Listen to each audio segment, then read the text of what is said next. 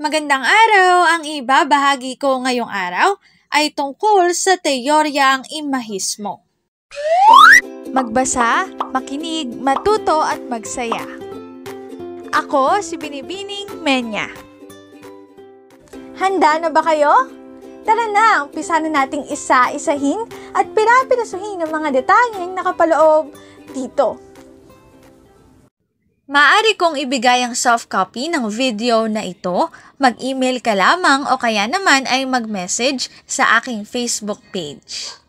Ilalagay ko ang aking email sa gitnang bahagi ng video at ang Facebook page naman ay sa huling bahagi matatagpuan. Maraming salamat sa panonood! Katulad ng binanggit ko kanina, ang ibabahagi ko ngayong araw ay tungkol sa teoryang imahismo. Teoryang imahismo, ang tuon ng pananaw na ito ay imahen, pinaniniwalaang ang imahen ang nagsasabi ng kahulugan. Na malaya ang makatang pumili ng anumang nais na paksa sa kanyang tula. Ikalawa, gumagamit ng salitang pangkaraniwan o tiyak ang bawat salita. Ikatlo, malinaw ang epekto ng mga ito. At ikaapat at panghuli ay kung may aral ang tula, hindi ito esensyal sa tula.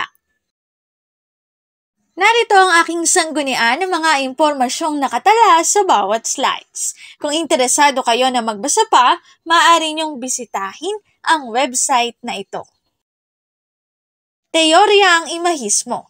Dito na nagtatapos ang aking pagbabahagi. Sana ay marami kayong natutuhan.